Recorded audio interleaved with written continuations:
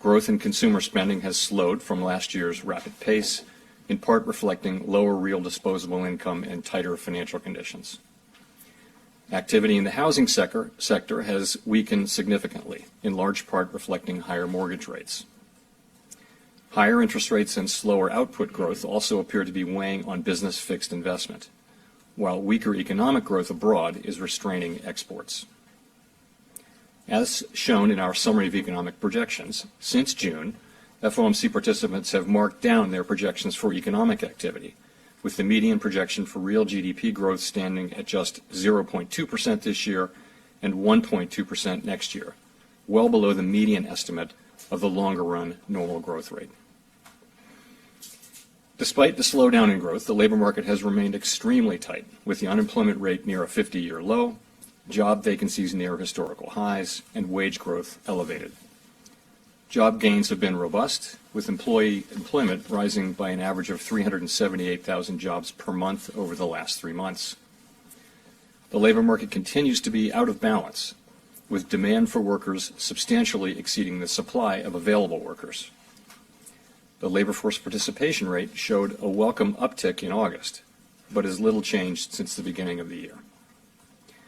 FOMC participants expect supply and demand conditions in the labor market to come into better balance over time, easing the upward pressure on wages and prices. The median projection in the SEP for the unemployment rate rises to 4.4% at the end of next year, a half percentage point higher than in the June projections. Over the next 3 years, the median unemployment rate runs above the median estimate of its longer-run normal level. Inflation remains well above our 2% longer-run goal. Over the 12 months ending in July, total PCE prices rose 6.3%. Excluding the volatile food and energy categories, core PCE prices rose 4.6%. In August, the 12-month change in the Consumer Price Index was 8.3%, and the change in the core CPI was 6.3%. Price pressures remain evident across a broad range of goods and services. Although gasoline prices have turned down in recent months, they remain well above year-earlier levels, in part reflecting Russia's war against Ukraine, which has boosted prices for energy and food and has created additional upward pressure on inflation. The median projection in the SEP for total PCE inflation is 5.4% this year and falls to 2.8% next year, 2.3% in 2024, and 2% in 2025. Participants continue to see risks to inflation as weighted to the upside. Despite elevated inflation, longer-term inflation expectations appear to remain well anchored, as reflected in a broad range of surveys of households, businesses, and forecasters, as well as measures from financial markets. But that is not grounds for complacency. The longer the current bout of high inflation continues, the greater the chance that expectations of higher inflation will become entrenched. The Fed's monetary policy actions are guided by our mandate to promote maximum employment and stable prices for the American people. My colleagues and I are acutely aware that high inflation imposes significant hardship as it erodes purchasing power, especially for those least able to meet the higher costs of essentials like food, housing, and transportation. We are highly attentive to the risks that high inflation poses to both sides of our mandate, and we are strongly committed to returning inflation to our 2% objective. At today's meeting, the committee raised the target range for the federal funds rate by 0.75 of a percentage point, bringing the target range to 3 to 3.25%.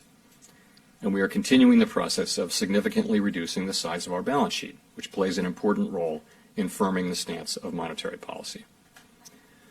Over coming months, we will be looking for compelling evidence that inflation is moving down, consistent with inflation returning to 2%. We anticipate that ongoing increases in the target range for the federal funds rate will be appropriate. The pace of those increases will continue to depend on the incoming data and the evolving outlook for the economy. With today's action, we have raised interest rates by 3 percentage points this year.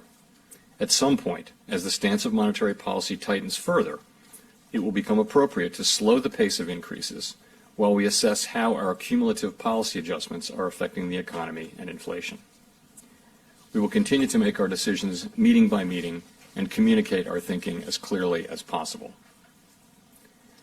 Restoring price stability will likely require maintaining a restrictive policy stance for some time. The historical record cautions strongly against prematurely loosening policy.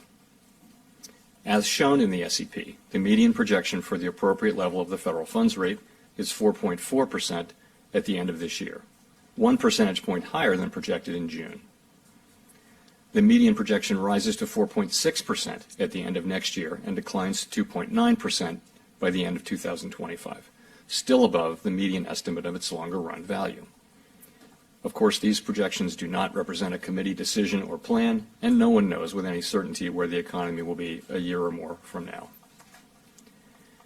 We are taking forceful and rapid steps to moderate demand so that it comes into better alignment with supply. Our overarching focus is using our tools to bring inflation back down to our 2% goal and to keep longer-term inflation expectations well anchored. Reducing inflation is likely to require a sustained period of below-trend growth, and there will very likely be some softening of labor market conditions. Restoring price stability is essential to set the stage for achieving maximum employment and stable prices over the longer run. We will keep at it until we're confident the job is done. To conclude, we understand that our actions affect communities, families, and businesses across the country. Everything we do is in service to our public mission. We at the Fed will do everything we can to achieve our maximum employment and price stability goals. Thank you, and I look forward to your questions.